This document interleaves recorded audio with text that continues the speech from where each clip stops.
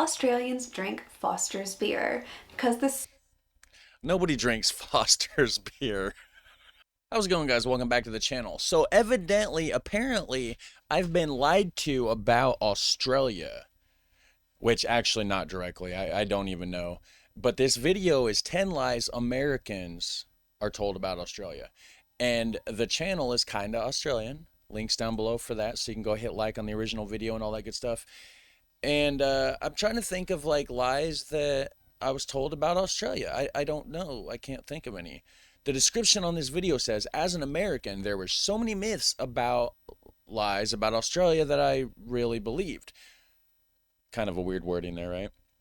From Crocodile Dundee to all Australian animals are dangerous. There were some outright lies I was told as an American about Australia and the Aussie way of life. So, what do you mean lies? How is Crocodile Dundee a lie? That's a good movie, right? Or is it not a good? Does it offend Australians? Maybe it's not a good movie. I don't know, actually. I've seen it once or twice. It's been years and years and years and years since I actually have. But anyways, that's not what we're here for. Thanks for watching with me, guys.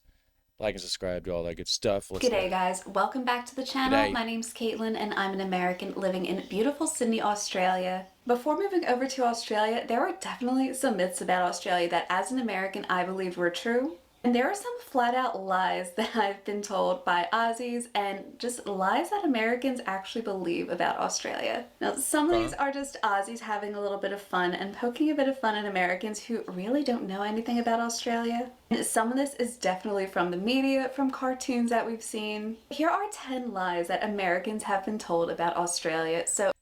And I'm sure it goes the other way too. I'm sure there's a lot of things about America that you guys say or do or poke fun of us about that aren't even true too, you know. Grab a bicky, grab a cuppa, and let's jump right into this video. Grab a what? Australia. I got a cuppa. But what was the first thing? Bicky, grab a cuppa, and let's 10 lies that Americans have been told about Australia. So grab a bicky, grab a cuppa, and let's jump right into this video. Got a cup of damn near empty coffee. I should have refilled it. So we're just going to get the first one, the most obvious one out of the way, and that is that everything in Australia is trying to kill you. I have to say, as an American who's lived in Sydney for over a year now, I can say for certain that I have come across one deadly animal the entire time I've been here, and even then it's not really that deadly to adults, and that is a redback spider over here. But the thing about that is you live in Sydney. Go out in the country, go out in the outback and see what it's like. Here. Well, it doesn't mean that Australia isn't home to some deadly snakes and some venomous spiders and sharks and jellyfish and crocs. But overall, this isn't something that the average everyday Aussie is going to run into over here. No one's fighting a croc on their way to school or running from a brown snake on their way to work. You're probably not going to find a funnel web spider hiding in a woolly somewhere ready to bite you. The Americans have What is a woolly? Come on now, I don't even know what a woolly is, okay? So I don't know if I'll find a spider in there or not, because I don't even know what there is. Concept blanket? Maybe it's a blanket, right? Constantly going to be running into deadly and dangerous animals over in Australia. If you're like me and you live in a pretty populated area, pretty close to a city, which the vast majority of Aussies do, you're probably not going to be running into deadly snakes and spiders on a regular basis. They're afraid of people. Will you see them? Most likely, yeah. Especially if you're somebody who wants to get out and travel a little bit, go on bushwalks, check out the beaches and whatnot. You might eventually run into a shark or a snake, or if you decide to go up to Darwin, be careful because there are crocs pretty much everywhere near water up there. But just because there are deadly animals here in Australia, it doesn't mean you will run into them all the time. And to be honest, most Aussies aren't really too concerned about running into a deadly snake or spider in everyday life. The next myth is that it is so expensive to live in Australia. Now, if you're going to look at Australia and every single other country... I don't know if I've heard that or not, actually. I don't know if that's like a myth that I've heard. In the world, yeah, Australia is pretty expensive, but compared to America and compared to the average 10-year cost that you would spend living 10 years in the States compared to 10 years in Australia, it's actually a little bit cheaper to live in Australia than it is in the States. Even though Aussies do have to pay a Interesting. Medicare levy, or even if you choose to get private health insurance, it's so much cheaper and it covers so much more. If you get sick within the 10-year period in the States, you're going to have to pay quite a hefty bill for the vast, vast, vast majority of Americans. On top of that, health insurance in general costs more, plus you have deductibles that you have to pay. And besides Yeah. that, food costs more. I just did a video recently on the grocery costs, and it's actually more for groceries over in the States than it is here in Australia. Every single country, it is more expensive in the United States. I don't know of a single country that's more expensive to get groceries than the United States. Why is that? Why? I don't understand. I just want cheap food. I want to eat more cheeseburgers and stuff. A lot of people in my comments have pointed out that part of the reason this myth exists is because a lot of Americans come over to Australia and they just go to the touristy section. So, of Oh, course, yeah. restaurants are going to cost more, the Yep, grocery yep, stores yep, in the CBD yep. areas are going to cost more. If you're doing touristy things, it's just naturally going to be more expensive because they know that you'll pay for it because of the Yeah, area that you're staying in. And duh. more than likely, if you're visiting Australia, it's probably a once in a lifetime trip for a lot of Americans. So there's this perceived notion that it's so much more expensive to live in Australia, but really it's actually a little bit cheaper. So I'll be frank, you guys, I've had mostly women over in America ask this or point this out, and that's the notion that Aussies, particularly a lot of Aussie men, are either the typical surfer bro types, the whole blonde hair, blue eye, beach body types, or they're basically Mick Dundee, Crocodile Dundee. That's definitely the stereotype. Isn't that the only kinds of people you got there, right? And bogans. Don't forget the bogans. But no, of course that's not. There's going to be a vast variety, just like any country, right? I mean, you're going to have all sorts of types, but it is what we think of in our heads. Like when you think of Australia, you're thinking of Crocodile Dundee or like the Australian surfer beach person, like she was saying. But I know so many Aussies who are nothing like that at all. I recently married an Aussie who is nothing like that at all. At the end of the day, Aussies are just as varied and culturally different as Right, Americans. right. Australia is a huge culturally diverse country. And there are people with different backgrounds, different religions, different races, and people grew up in different types of homes and different environments. You're going to find the good, you're going to find the bad, you're going to find a ton of people in between as well. So, no, not all Aussies are the blonde hair, blue eye surfer types, and not all of them are basically little versions of Crocodile Dundee. The fourth one comes so much from American What about Crocodile Dundee that surfs? There we go. commercials, and that is Australians drink Foster's beer because this Nobody drinks Foster's beer. Sorry.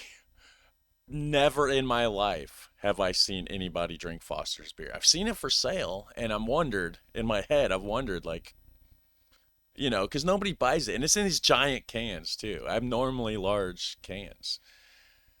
I've never drank one. And I've heard since starting my channel, before that, I thought it was Australian for beer, because that's what the commercial says. But no, Australians don't drink it either. That's what I've learned since doing this channel. I don't know if it tastes bad or not. Again, I can't say anything. I've never tried it. Maybe I should drink one day on this channel. Let me know if you want to see me do that. You want to see me try a Foster's beer on this channel because I can get Foster's here in the United States. I've seen it before. slogan is Foster's Australian for beer, and that's Yeah. really the only sort of Aussie beer that Americans ever hear about or know about. When it comes to spirits and breweries and distilleries, typically a lot of Americans don't really know that much about Australian alcohol. I mean, I have a bottle up here of Yellowtail, and there's only three major types of wines that you can get at pretty much any.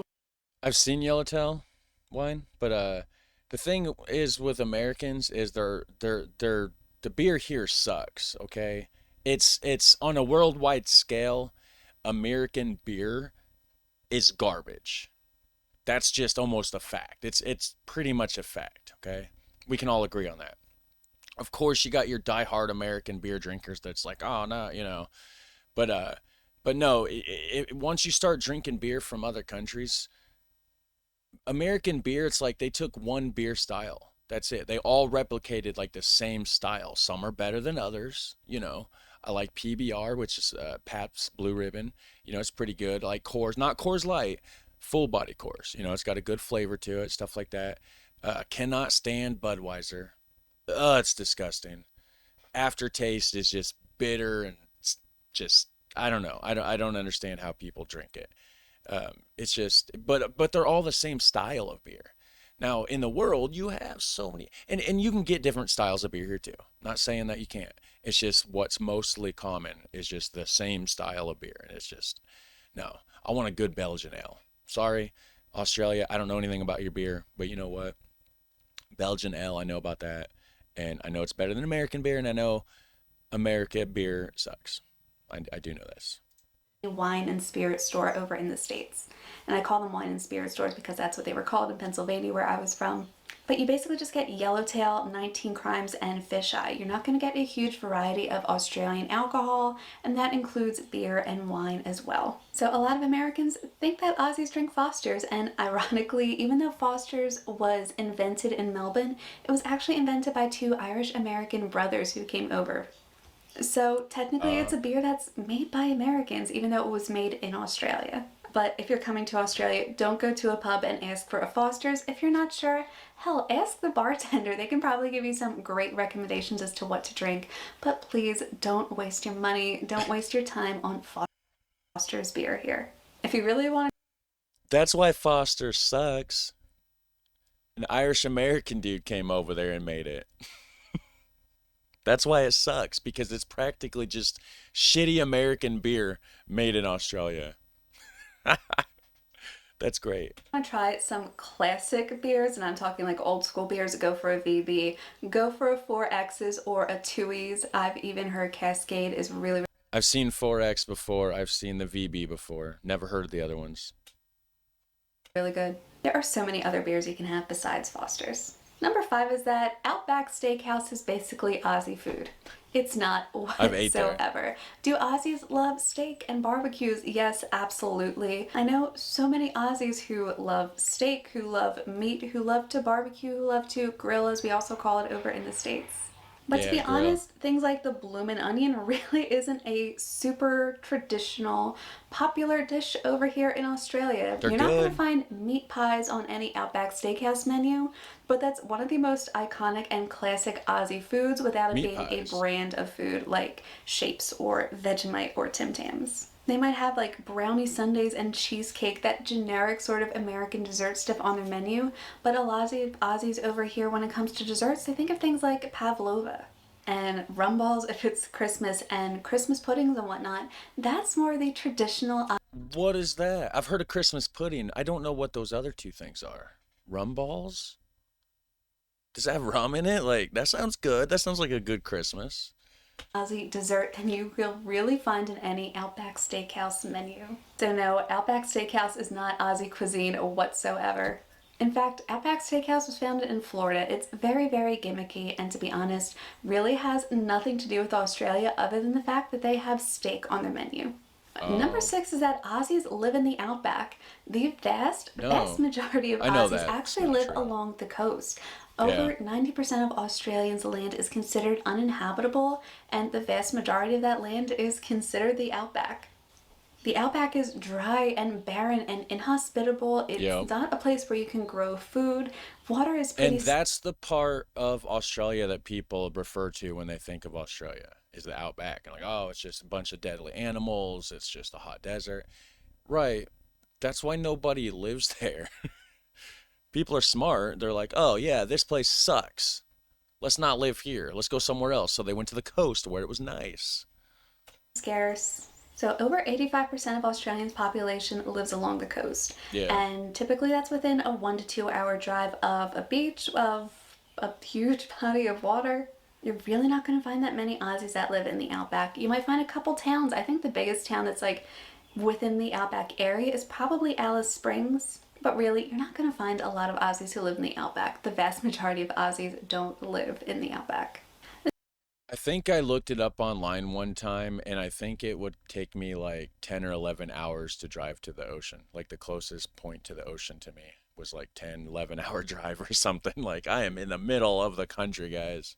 The closest thing to an ocean to me is Lake Michigan. I've been there a few times. It's cool. It looks like an ocean because like you can't see across it, right?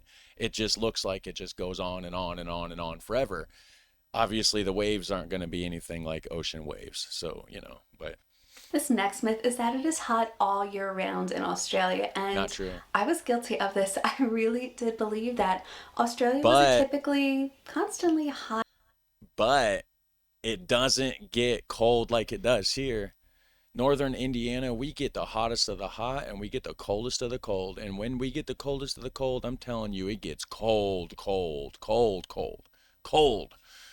I hate the cold. And it's like 3 months, at least 3 months at a time. And it's about over. We're right at the tail end of it. Right now, it's 47 degrees Fahrenheit outside today, which is the hottest it's been in months. And whatever that is in Celsius, I don't know. But yeah, I can't wait for spring to get here. It's going to be so exciting. Hot, humid climate. But Australia is actually the same size as the mainland US, and you have to remember just how varied the climate is in the States. It's Yeah, really yep, varied over here as well. You'll yeah. find snow, you'll find hail, you'll find rainy places, you'll find dry places. You'll find mountains, you'll find beaches, you'll find desert, you'll find rainforest. There is a huge array of climates over here. It's not always going to Her editing, the way she cuts things, it's like in the middle of a word and then it cuts into the middle of another word. I mean, I get you got to edit, but just a little bit annoying when it doesn't sound like it flows right. be hot and sunny, and for my Americans, about 80 to 90 degrees Fahrenheit on a regular basis. Yes, the summers can get extremely hot in some places. If you're in Darwin or Perth, you're probably used to those 40 to 50-degree days when there's a huge heat wave in those areas. Whereas if you're in Tasmania, I remember I was there for a heat wave and it barely hit 90 degrees for my Americans. So there's a huge difference, Okay. and the climates vary so much over here. You do get all four seasons over here depending on where you live. I get all 4 seasons here for sure. I get them good. Okay? Like I get it. It's like it just seems like it just gets extreme at least in the winter and in the summer. Or if you live in Melbourne, you get all four seasons in one day. But just like Well, in the States, there are places where there's places like that too here where it's almost like in one day because we're so close to Lake Michigan and we get like lake effect snow and lake effect wind and all the water messes with things weather-wise. if you live in Melbourne, you get all four seasons in one day. But just like in the States, there are places where the climates vary, and you're going to find that all across the country. It's Yep. not always going to be hot and sunny and perfect beach weather here. Now, this one's going to I be a wish it was little here. controversial and just a tiny bit political, you guys. But number 8 is that Australia is considered a nanny state. What is that? So, with COVID and the lockdowns and whatnot, a lot of Americans saw Australia at its absolute worst, which is when people were locked down in their homes, they couldn't go more than 5Ks away, they couldn't visit relatives or friends or family outside of that 5K radius. And another one that I hear all the time is, oh, Australia took away the guns. Guns are banned in Australia, so it's such a nanny state over there. To be honest, Okay, I've never heard this, but okay, so it sounds like it's just the people that just entitled, Oh, they took away the guns. Oh, such a nanny state. It's safe. Maybe they should take ours away here too, but that's such a divided issue here. It's like almost like talking about politics or religion. It's the gun issue. I I I don't understand the point of a regular person needing a semi-automatic machine gun. I just I don't understand. You could probably defend your house with something a little bit less semi-automatic machine gun, right? Would a baseball bat stop somebody from breaking in your house? It might. It might. It might break their arm in the process too. But it's not gonna, be a semi-automatic machine gun that's gonna blow holes in them. Hope I don't get demonetized for saying that because YouTube's weird. But geez, There's more freedom over here in Australia than there is in the States. Probably. Having the right to bear arms doesn't necessarily make you more free. Just because there were stricter rules enforced during COVID doesn't necessarily mean that you're more free in general either. That doesn't mean that you live in a nanny state. Let's be fair, Right. Yeah. America's a pretty nanny state as well, if you're going to start comparing it that way. Like, America's actually one of the most We had invasive countries when it comes to freedoms and rights, even abroad. we had lockdowns and stuff here too, so I don't know what they're talking about. Australia being locked down, and that means it's a nanny state. When we had lockdowns here, we had all non-essential workers shut down, locked in their house. As an American abroad, I have to pay taxes and I have to declare to every single bank that I ever go to outside of the US Yeah, that I'm an American citizen. that's Not just terrible. for regular generic record keeping purposes, but because America actually goes to all of these banks and requests records for any American that is abroad. So if you're not American and you've opened a bank account recently and wondered why you had to check a box maybe that said you're not American, that's why America actually has its hands in all of these corporate banks around the world. Yeah. Thank you, Fatka. So no, And I that's the crazy part too. It's like America's one of the only countries that like if you leave America, like if I left and moved to another country, I would still have to pay American taxes here, even though I'm not here. I'm not driving on the roads that the taxes are supposed to be going to fix. I'm not using whatever services that my taxes are going to help fund, you know, but because I'm still American, they want to still take my money. There's not a lot of countries that do that. It's crazy. lived in Australia for a year now, and Australia is more free than it is in the States. I Probably. definitely wouldn't call it a nanny state, and when you look at the state of a lot of other countries in the world, it's kind of ridiculous to consider Australia a nanny state. Yeah. Moving on to something a Never heard little it. bit more lighthearted, and that is that you will see kangaroos and koalas everywhere in Australia. I've been here for a year and I haven't seen a single koala, which Because you live in Sydney. Come on. If I if I lived in New York City, I'm probably not going to see no damn deer running around. Okay? Because the deer run around in the country where it's quiet. And guess what? If I go roaming around the woods really fast here or really loud, I'm not going to see no damn deer either. I'm not going to see no rabbits. I'm not going to see no squirrels. I'm not going to see no chipmunks. Nothing. Because animals run from people that are being loud. If I go sit out in the middle of the woods and be quiet and don't make a noise for like 10, 20 minutes, you'll start seeing animals. You'll start hearing animals. Squirrels will start running around in all the branches above you.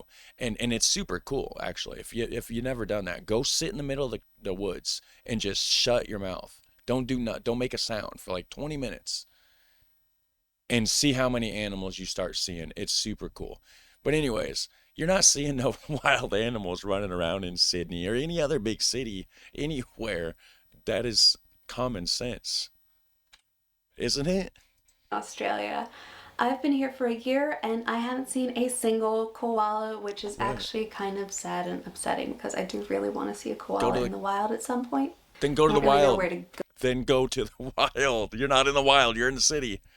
go to see those though, and maybe we're just visiting the wrong places or we're at the wrong times. But yeah, I Too haven't seen a loud. koala at all in the year that I've been here, and we've traveled to Just go be quite a few quiet. places around New South Wales and Canberra. But as far as kangaroos go, you're mostly going to see them as roadkill, to be honest. You're going That's to find a yeah, lot of kangaroo that that's like the deer. Most of the deer that which you do see deer running around the fields and stuff. Sometimes they jumping out in front of your car, but I got to drive out through the country all the time. Like I live out in the country, so you know it's normal. You don't see deer in the city. You see deer on the roads, smash, roadkill. Same thing with your kangaroo is our deer, okay? Basically. are dead along the side of the road. That's probably going to be the first kangaroo you experience over here in Australia, which is a bit of a bummer. It's a bit of a letdown to see that, but it's the truth. Kangaroo are kind of similar to deer over in the Yeah, States. They're kind of pests, and exactly. chances are the first time you see them, it'll probably be roadkill. And there Yeah, aren't a ton of kangaroos everywhere. I can count on one hand the number of times I've seen kangaroo and still have fingers left over. Yeah, don't come over to Australia expecting to see kangaroos and koalas everywhere outside of the cities. It's a lot tougher to find them than you think. And the last one, let's just The get this last one one. out there because What do we it got? made me laugh that somebody had actually asked me this when I moved over here. Toilets in Australia do not flush backwards. I What? can't.